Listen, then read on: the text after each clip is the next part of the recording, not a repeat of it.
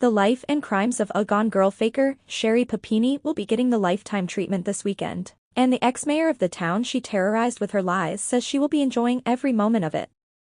Papiniiii, 40, was sentenced to 18 months in prison back in September after pleading guilty to orchestrating an elaborate kidnapping hoax in 2016. Dubbed a super mom in the press at the time, Papiniiii vanished while out jogging in Redding, Northern California on November 2, 2016. She then mysteriously reappeared 22 days later on Thanksgiving Day, claiming to have been abducted and held captive by two gun-wielding Hispanic women.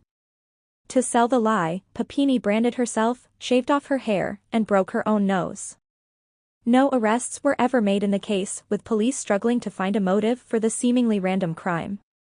Following a 6-year investigation, Papiniiii was then taken into custody in March 2022 after it was found she'd actually been staying with an ex-boyfriend during the time she was believed missing.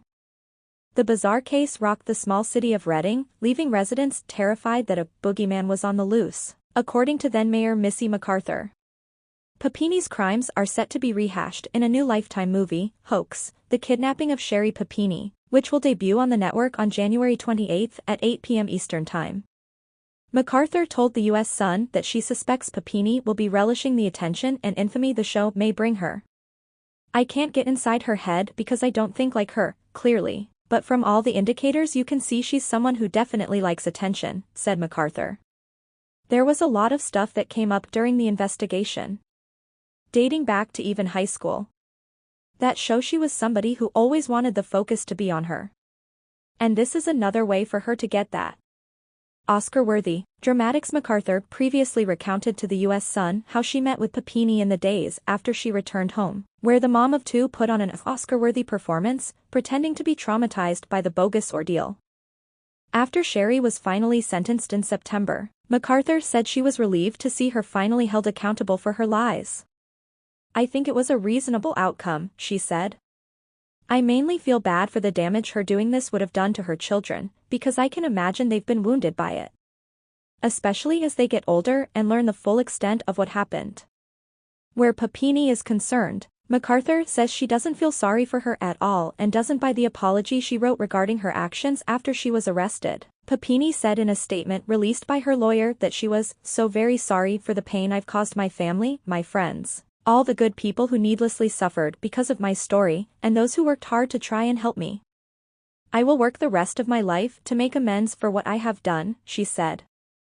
But McArthur believes Papiniiii is only sorry she got caught. She also doubts the community will welcome her back with open arms once she's eventually released from prison. "Only remorseful she got caught," said the former mayor. The fact she kept playing this out over and over to the police, even when it became clear they knew the truth, she continued to put out her falsehoods. "I mean, that doesn't sound like a remorseful person to me." The Gone Girl faker. The twisted saga began on November 2, 2016, when Sherri vanished without a trace after leaving her Redding home to go out for a run. She failed to pick up her kids from a daycare center later that afternoon and was reported missing the same day by her husband, Keith. Keith told Good Morning America at the time, "Everybody who knows my wife knows that there's no reason for her to leave. She was definitely taken against her will." A motorist then found Papiniiii on November 24 in rural Yolo County, around 150 miles from her Redding home. She was emaciated and bound at the waist by a chain, which was tethered to her left wrist with a zip tie.